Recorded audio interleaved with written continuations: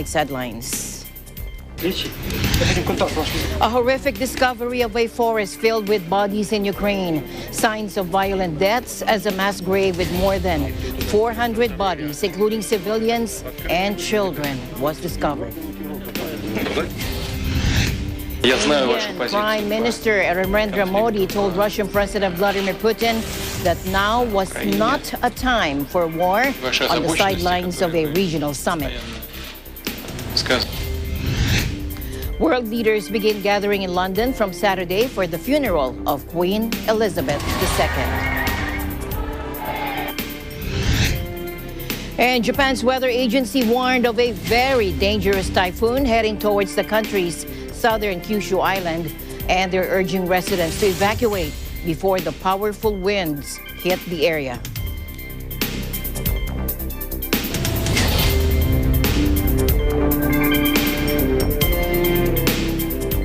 First in our news, Ukrainian officials say they're investigating Russian atrocities from Russian President Putin's invasion of the country. Investigators dug out a mass burial site in a forest in the liberated city of Izium. Fair warning to our viewers now who may find this video disturbing. Take a look. Our colleagues in Ukraine, in the Human Rights Monitoring Mission in Ukraine, are following up on these allegations, and they are aiming at organising a monitoring visit to Izium to determine the circumstances of the death of these individuals. Obviously, we will be looking to see whether they were military personnel or civilians, and also whether they were killed, whether they died in hostilities or indeed died from natural causes exacerbated by the lack of medical aid. Clearly, any reports of this kind are shocking, and that's why it's important that the circumstances of the deaths of the people who may be in these collective graves be established. Now, Ukrainian President Volodymyr Zelensky said they found more than 440 bodies. Among them, dozens of civilians, including children. Investigators said they found that some of the dead were even tortured, and some bodies have broken limbs and ropes around their necks. And the exhumations at the forest grave near Izium were just a part of the horrific revelations of the impact of the war and Russia's occupation of the area between March and early September. Ukraine National Police Chief Igor Klimenko said they had found multiple torture rooms in the town of Balaklia and elsewhere in Kharkiv since the Russians were driven out. Take a look.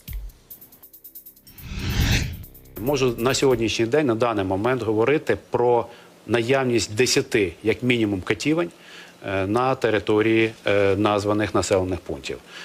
Дві катівні – це в місті Балаклія. Перша катівня знаходилась. Mr. Klimenko also said authorities had opened 204 criminal cases probing possible war crimes committed by Russian forces over the past week. Meanwhile, Indian Prime Minister Narendra Modi told Russian President Vladimir Putin that now was not a time for war on the sidelines of a regional summit. Take a look. Я знаю вашу позицию по конфликту в Украине, ваши озабоченности, которые вы постоянно высказываете. Мы сделаем все для того, чтобы это все прекратилось. Now, New Delhi and Moscow have long-standing ties dating back to the Cold War, and Russia remains by far India's biggest arms supplier. India has shied away from explicitly condemning Russia for the invasion, which sent the price of oil and other commodities soaring.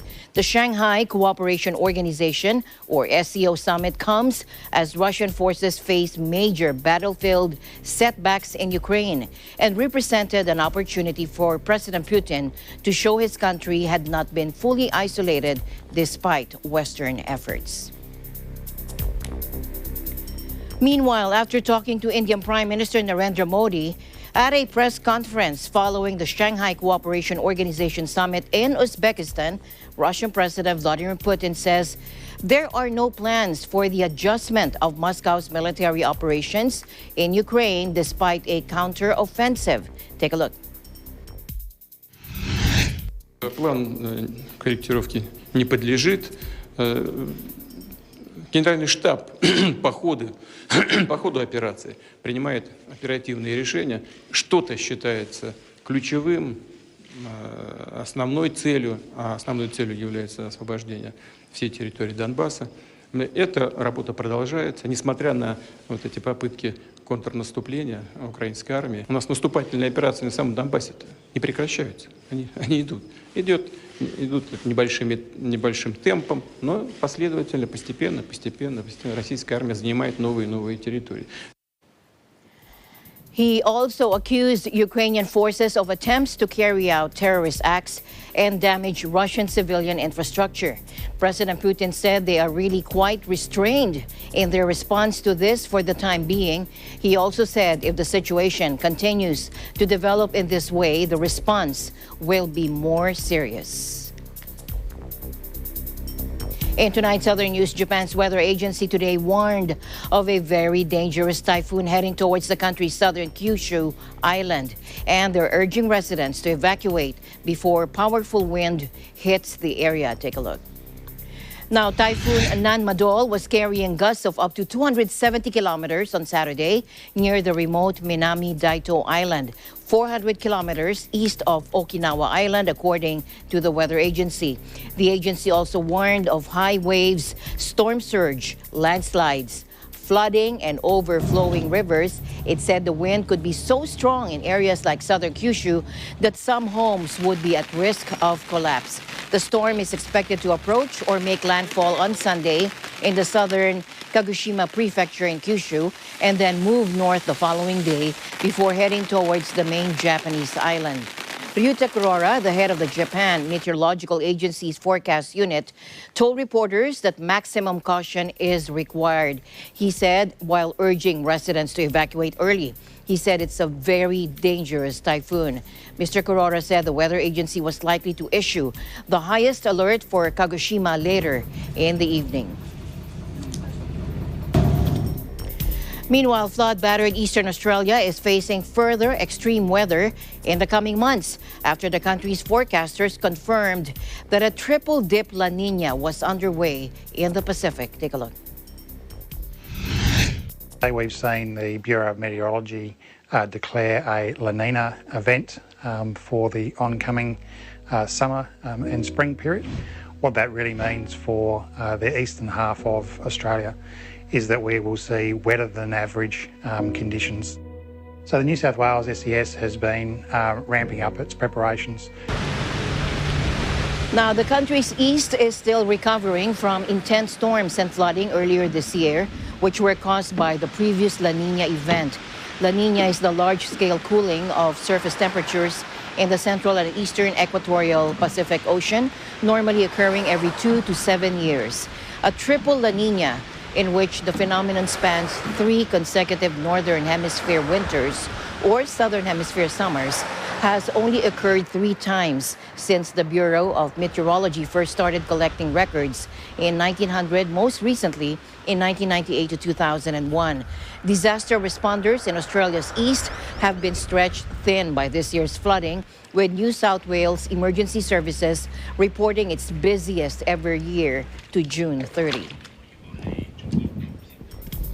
And another European country caught off guard by extreme weather. Take a look. At least 10 people died and 4 were missing after an extraordinary thunderstorm sparked major flooding in central Italy Friday, pushing the issue of climate change up the agenda the week before elections.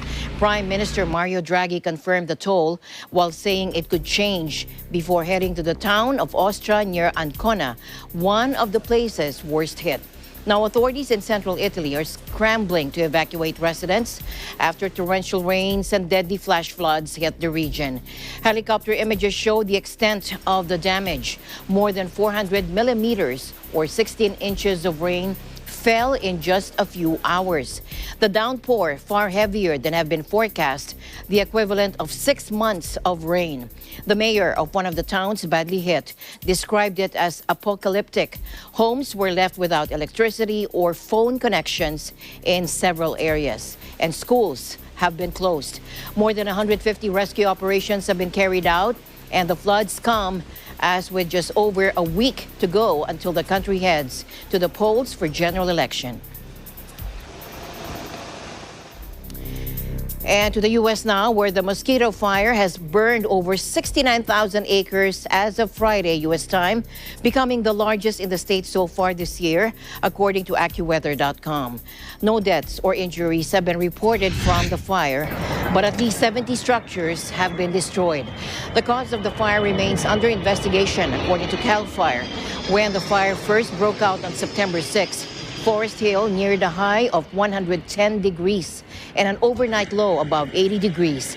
Temperatures did not dip below 80 until 2 days later, and it wasn't until September 9 that high temperatures stayed below 100. California has 6,357 fires so far this year, slightly above the year-to-date average of about 6,200. CAL FIRE's update said that firefighters continued to work throughout the night to patrol and secure control lines around both the south and east sides of the fire. And Alaska was battening down for what is slated to be the U.S. state's worst storm in more than a decade, as the remnants of Typhoon Merbok barreled through the Bering Sea, threatening major flooding and hurricane-force winds. Take a look. Now, Merbok, now a tropical storm, is expected to slam into the northernmost U.S. state Friday U.S. time, bringing waves or wave heights of up to 48 feet or 14 meters, wind gusts of up to 90 miles per hour or 140 kilometers per hour, and coastal floods exceeding 12 feet through the weekend, according to the National Weather Service. Authorities have said the storm damage could exceed that of the Bering Sea superstorm, which hit the state with flooding and power outages back in 2011. The National Weather Service in Fairbanks is urging coastal residents to complete preparations for the storm by Friday morning, as conditions will begin to rapidly deteriorate by Friday afternoon. Rick Thoman, a weather specialist at the University of Alaska Fairbanks, warned in a tweet of a, quote, near worst-case coastal flooding scenario. Authorities said the storm has the capability to generate major flooding, significant storm surge, 50-foot wave heights, and hurricane-force winds. And the first winds of Storm Fiona were felt on Friday night in Guadalupe, which was placed under red alert for heavy rain and storms. Take a look. C'est un peu compliqué pour gérer les enfants. Après, c'est les grands-mères, les tantes, les machins, mais tout le monde travaille, quoi. Donc, c'est un peu compliqué. On achète des provisions et on reste enfermé à la maison, sauf en cas de force majeure où on appelle les urgences, en fait. Donc, Now, schools were closed, and in supermarkets, consumers began stocking up supplies in case of electricity cuts. Fiona Center has entered the northeastern Caribbean after passing over Guadalupe. Tropical storm force conditions will continue in the northern Leeward Islands Saturday morning. A hurricane watch has been issued for Puerto Rico, meaning hurricane conditions are possible within the next 48 hours. Tropical storm warnings are in effect for the Virgin Islands, Puerto Rico, Antigua, Barbuda, St. Kitts, Nevis, Montserrat, Anguilla, Saba, and St. Eustatius, St. Martin, Guadalupe, St. Bartholomew, and St. Martin, and for portions of the Dominican Republic. Tropical storm conditions are expected in the warning area within 36 hours. Tropical storm watches have been issued for the portions also of southern coast of the Dominican Republic, and this means that the tropical storm conditions are possible within the next 48 hours. And the news continues here on Eagle News. We'll be back.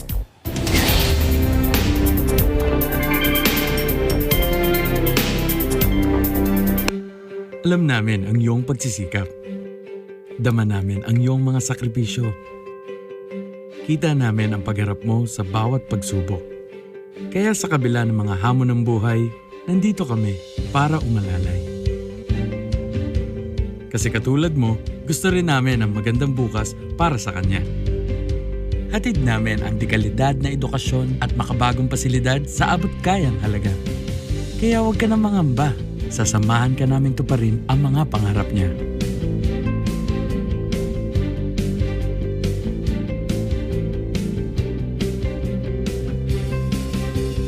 Maaasahan mong sulit dito ang mga pinagsikapan mo. Sa aming mga makabagong pasilidad at sistema ng edukasyon.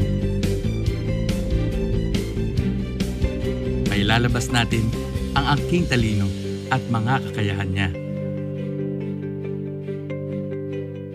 Kahit sa munting halaga, makakasiguro ka na makakasabay siya sa mabilis na pag-ikot ng mundo.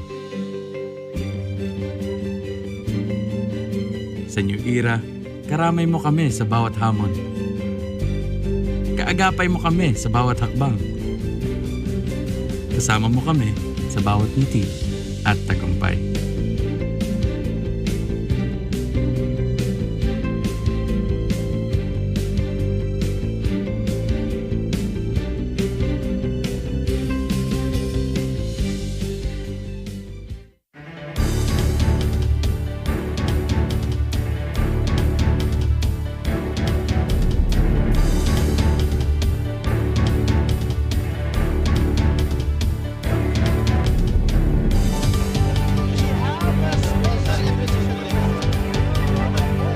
Open for business with Cesar Vallejos, Sunday, 9 p.m. Magiging maayos ang lahat. Magtago kayo sa ilalim ng kama, bilis! Maawa ka! Magkapatid na pinaglayo ng trahedya mula pagkabata, magkahiwalay na tinahak ang magkaibang landas. Ang isa'y namulat at nabuhay sa karangyaan,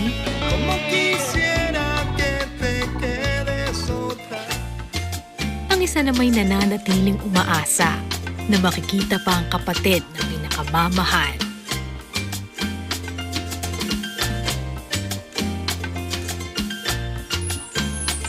Abangan ang isa na namang madamdaming kwento. Handog ng Net25.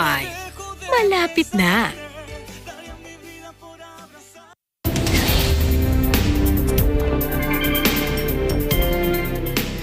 Welcome back. World leaders are beginning to gather in London from Saturday for the funeral of Queen Elizabeth II, as Princess William and Harry are set to lead a vigil of her grandchildren at her coffin. Take a look. Now, police are mounting Britain's biggest ever security operation for Monday's funeral, as hundreds of dignitaries, including U.S. President Joe Biden, are set to jet in. The Queen's successor, King Charles III, will meet on Saturday with the Prime Ministers of the Commonwealth realms, the 14 former colonies over which he now reigns, in addition to Britain. From Australia and New Zealand to Canada, they have formally proclaimed him their new sovereign. But Republican movements are gaining ground, and efforts to keep them all in the royal fold will likely be a feature of his reign. King Charles on Friday wrapped up his maiden tour as monarch to the four nations of the United Kingdom with a visit to Wales, part of an operation dubbed Springtide, to launch him in his new role. Large crowds in Cardiff chanted "God Save the King" as he shook hands with well-wishers following a multi-faith service in Llandaff Cathedral and at Cardiff Castle. Meanwhile, China's Vice President Wang Qishan will attend the funeral of Queen Elizabeth II. Beijing's foreign ministry said today, after a diplomatic spat, saw Chinese officials barred from visiting the late monarch's coffin. Now, Vice President Wang's attendance comes after an official Chinese delegation was banned from attending the Queen's lying in state following an intervention by House of Commons Speaker Lindsay Hoyle, according to parliamentary sources. Now, this prompted a rebuke from Foreign Ministry spokesperson Mao Ning, who said at a press conference briefing that the UK should uphold both diplomatic courtesy and gracious hospitality. Meanwhile, NHK reported that Emperor Naruhito and Empress Masako have left for Britain to attend the state funeral of Queen Elizabeth II. The plane carrying the Emperor and the Empress took off from Tokyo's Haneda Airport shortly after 11:20 a.m. local time on Saturday. The couple will attend the state funeral, which will take place at Westminster Abbey in central London on Monday. They will leave Britain later in the day and return to Japan on Tuesday. This will be the couple's first overseas trip since the Emperor ascended the throne in 2019. During the Emperor's absence, Crown Prince Akishino will serve as a temporary agent to conduct state affairs for the first time ever, according to NHK. Now, King Charles III and his 3 siblings stood guard around their mother, Queen Elizabeth II's coffin on Friday in solemn vigil honoring Britain's longest-serving monarchy. Take a look. Take a look at this. The new king, Princess Anne, and Princes Andrew and Edward all mounted the guard in silence around her flag-shrouded casket as members of the public who had queued for hours continued to file past. The vigil of the princess, with the royals all in ceremonial naval uniform, formed an emotionally charged moment in London's medieval Westminster Hall, where Queen Elizabeth II's coffin is lying in state ahead of Monday's funeral. And members of the public braved waits that at one point were estimated to be up to 24 hours and chilly nighttime temperatures to view her coffin. Lines have snaked for miles along the River Thames since Wednesday, when her coffin was brought to the UK Parliament complex to lie in state. Love and Season is at the Windsor Castle. Love. Thousands of mourners faced 9-hour queues to pay their respects to Queen Elizabeth II, as her grandson Prince William said walking behind her coffin stirred memories of following the casket of his mother, Princess Diana. Royal officials have pledged a fitting tribute to Britain's longest-serving monarch as they reveal the Queen's coffin will be transferred by royal hearse to Windsor Castle Home right behind me. She would be buried alongside her husband, Prince Philip, following Monday's state funeral at Westminster Abbey. The funeral of Queen Elizabeth, who died a week ago, aged 96 after 70 years on the throne, is set to draw leaders and royalty from around the world. It will follow 4 full days of her coffin lying in state at neighboring Westminster Hall. The casket is lying on a catafalque in the middle of the vast 11th century building. Mourners, many waiting through the nights, have been queuing to file past and pay their last respects to the much-loved monarch during the two full days of the lying in state. I've been waiting for 9 hours in queue, and the flight is 8 hours, so 17 hours total, but not all at once, thankfully. Yeah. We've come from Gloucester, in Gloucestershire, and we've been 6 hours in the queue. We set off today at 11:15 on the train.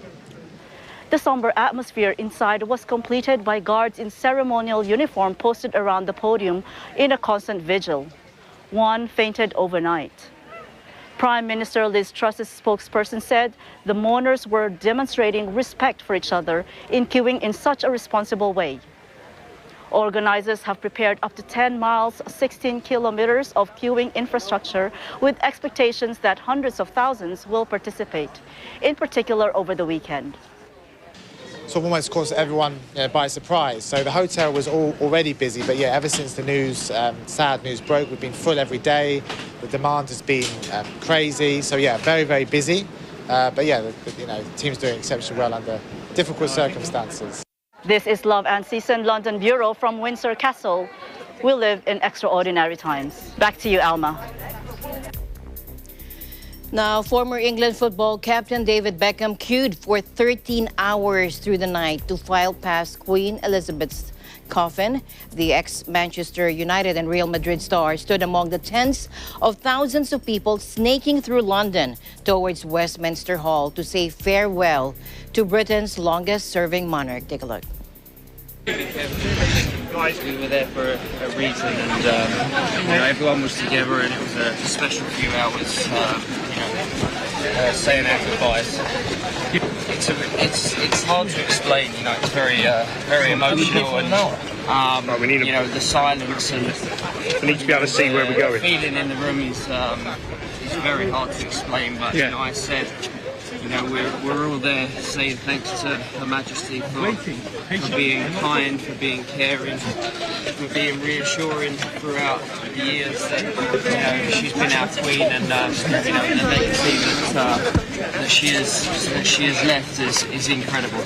We're not going to see that. No, I think that someone to have led the country the way she led our country, for the amount of years that she did, with the respect that she did. Sorry, I'm sorry.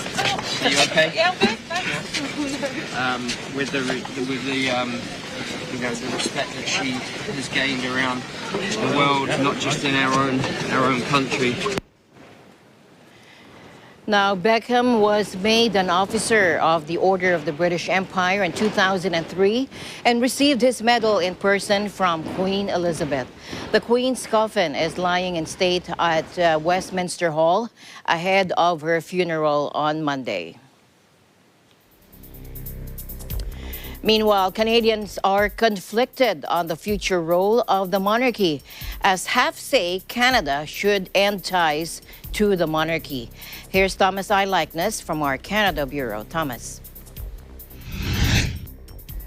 This park, Coronation Park in Edmonton, Canada, was opened in 1957 by Queen Elizabeth II during a royal visit to Canada. I was there, just 6 years old. My mother brought me to get a glimpse of the Queen. Well, that same sentiment, that same desire to turn out for a short glimpse of royalty, be part of Canada's future. Queen Elizabeth had a bond with her subjects, something that has eluded her son, King Charles III. The Queen, and now the King, is Canada's head of state. That could change in coming years. Canada is divided on the relevancy of the monarchy. While people were saddened by the death of Queen Elizabeth, going forward, some of them think it's time to sever ties with the crown. I really think that Canada should move to a more independent approach compared to being stuck with the United Kingdom. But others still have that attachment to the magic of royalty. I think we've always followed and was always intrigued by the royal family. Severing ties with the monarchy will require a constitutional change in Canada, and it's unlikely the government has much of an appetite for that debate now, while it's busy trying to wrestle with inflation and other economic woes. As for King Charles, it's doubtful he'll capture the public mood. His visit to Canada just a few months ago went almost unnoticed, and that declining interest could spell the eventual end of the monarchy in Canada. For most Canadians, Queen Elizabeth was the only reigning monarch in their lifetime. She served an incredible 70 years. Thomas I. Likeness, Eagle News, Edmonton, Canada. We live in extraordinary times. Thank you, Thomas. Meanwhile, in tonight's other news, South Korea and China have agreed to beef up strategic communications to resolve North Korea's nuclear issue and maintain peace in the peninsula. Take a look. Now, top Chinese legislator Lee Shan-ju and South Korea's National Assembly Speaker Kim Jin-pyo also discussed strengthening cooperation to manage supply chains and widening exchanges between the two countries. The Chinese official says the two countries should work together to guard multilateralism and regional trade and handle sensitive issues based on mutual respect. Mr. Lee is in Seoul for a 3-day visit. He's the highest-level Chinese official to visit the country since 2015. He also met with South Korean President Yoon, who conveyed his invitation to President Xi Jinping to visit Seoul. The visit is crucial for President Yoon's government, which wants to assure Beijing that its Korean force, its alliance with the U.S., and participation in the U.S.-led initiatives will not target China. The South Korean leader is seeking to maintain economic ties with Beijing, its top trade partner, while strengthening his country's relationship with the United States. And Papua New Guinea is celebrating its 47th Independence Day. Here's Echo Hortaleza Quinola. Today is the much-awaited day on Papua New Guinea calendar. Let us all witness this fabulous occasion as they celebrate their 47th Independence Day. Today is a remarkable day for Papua New Guinea. 47 years ago today, on September 16, 1975, the country achieved independence from Australia. The atmosphere today here is joyful. The national colors of black, red, and gold are seen all over. As a tradition, the occasion is celebrated with a variety of activities, from cultural dances, to body paintings, to craft fairs, and of course, the wearing of traditional costumes. Citizens beam with pride in celebrating the nation's freedom. For us here in the Port Moresby, we are the nation's capital, so all our people, they congregate here. Many cultures, many traditions, so we try to fuse together. We have a lot of plans and a lot of initiatives that will continue to lift our city and make it a great place. Me personally, I want to see Port Moresby becoming a global city where the entire people of the world, they can come and celebrate with us and enjoy with us. Port Moresby Governor Hoes Parkop and City Manager Frank Ravu addressed the people with messages related to this year's theme, One City, One People, One Future. The expression of patriotism here today is such a sight to behold.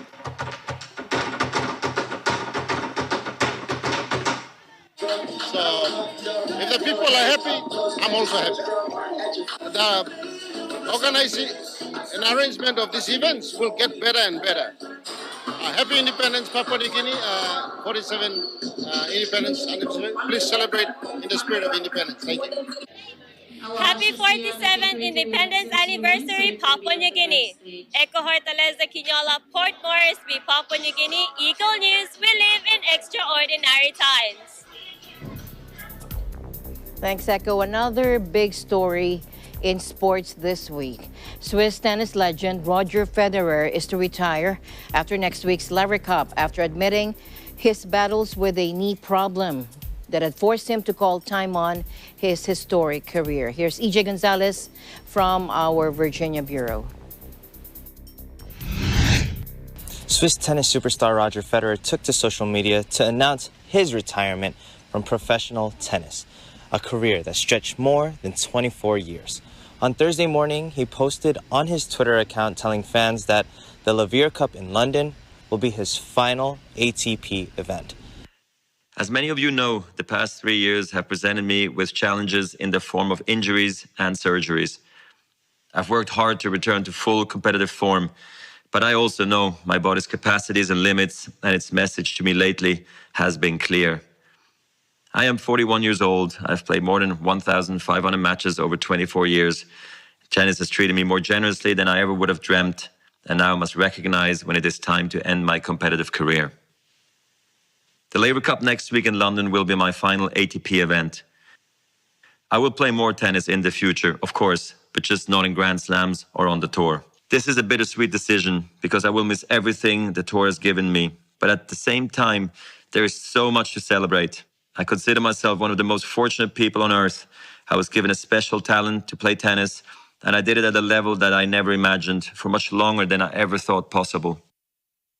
I would also like to thank my competitors on the court. I was lucky enough to play so many epic matches that I will never forget. We battled fairly, with passion and intensity, and I always tried my best to respect the history of the game. I feel extremely grateful. We pushed each other, and together we took tennis to new levels. Above all, I must offer a special thank you to my unbelievable fans.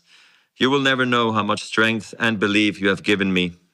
The inspiring feeling of walking into full stadiums and arenas has been one of the huge thrills in my life. The 41-year-old has played more than 1,500 matches and has won 20 Grand Slam titles. Recently, though, injuries have kept him off of the court. He underwent his third surgery in just 18 months. His last tournament was in 2021, where he lost in the quarterfinals at Wimbledon. Federer said he has worked hard to return to full competitive form, but knows his body's capacities and limits. At the end of his tweet, Federer assured his fans his feeling for the sport would not fade, saying, "Finally, to the game of tennis, I love you and will never leave you." EJ Gonzalez, Alexandria, Virginia, Eagle News. We live in extraordinary times. Meanwhile, hundreds of Cambodian students and volunteers were picking up trash along the Tonle Sap riverfront today to mark World Cleanup Day, an annual social action program aimed at combating waste problem worldwide. And in Thailand, about 100 volunteers went into a mangrove forest in the suburb of Bangkok to clean the trash on World Cleanup Day. Within an hour's time, people have collected more than 1.6 tons of rubbish, mainly plastic products, including water bottles and food wrappers.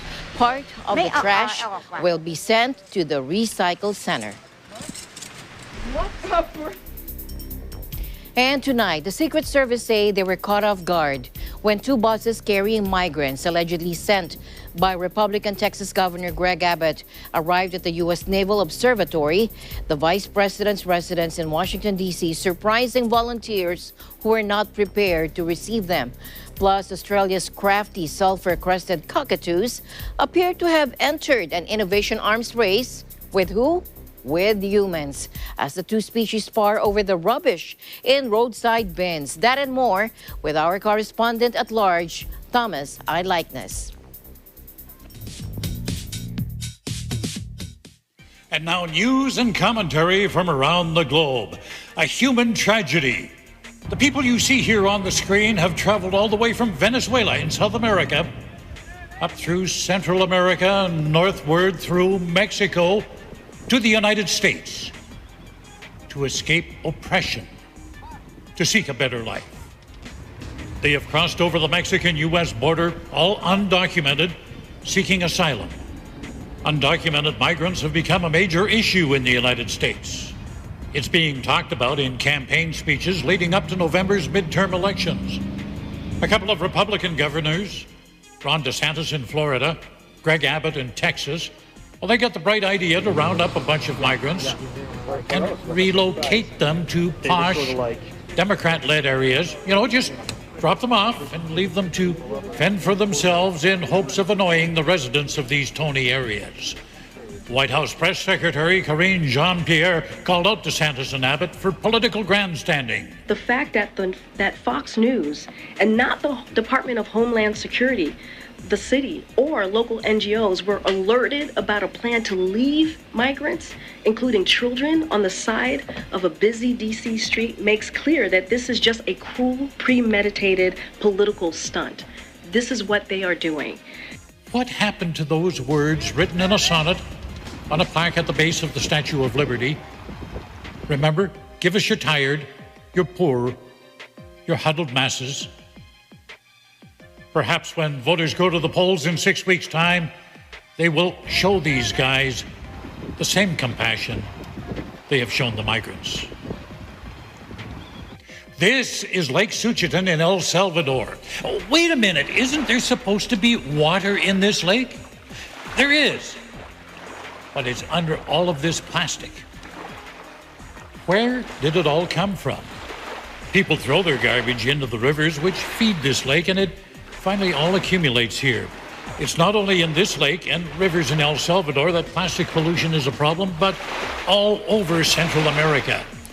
In El Salvador alone, it's estimated people generate 4,200 tons of waste every day.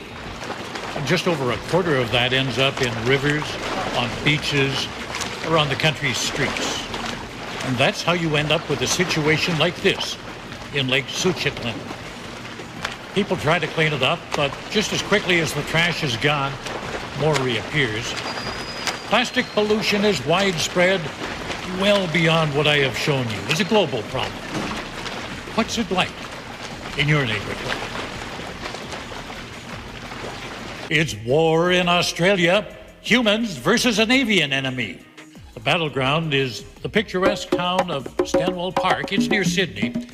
The fight over garbage. The enemy, the sulfur-crusted cockatoo. The birds are sparring with people over trash. Seems the feathered fiends like to scarf down the scraps. Putting it in bins isn't much of a deterrent. The birds have figured out how to open them. Here you can see them hanging around a local cafe. Waiter Caitlin Gilbert says the birds are a nuisance. Loud. They'd probably yell at you a lot, especially early in the morning. Very persistent. Gilbert says the birds get aggressive if you try to scare them off. I once tried to shoo one away in front of a supermarket and it was arcing up to me. Well, despite the annoyance, some people have a soft spot for them. It's not too bad, actually. As you can see, they keep us company. Yeah, but they seem to be pretty chill, you know. Yeah, they are kind of nice to watch. Well, the birds might like this stack, but for me, I think it's going to be an acquired taste. Cricket burgers. A pop-up eatery in Thailand is serving fusion bug burgers.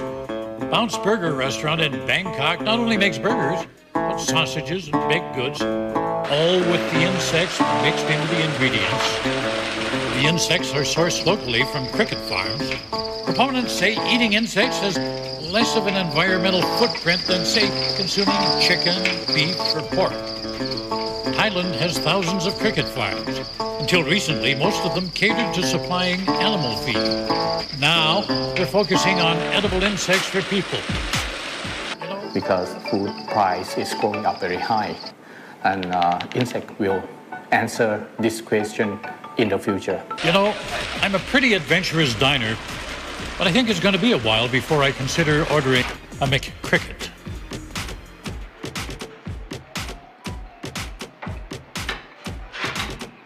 Back in 7 days. In the meantime, I wish you all peace, joy, and happiness in the ensuing week. Thomas I. Likeness, correspondent at large, Eagle News. We live in extraordinary times. Thanks, Thomas. And as always, I'll end the week on a thoughtful note. Our ability to look back and smile at our past is proof that God's plan is to keep us moving forward. This has been Eagle News International. I'm Alma Angeles. Stay alert, stay informed, because we live in extraordinary times. Good night.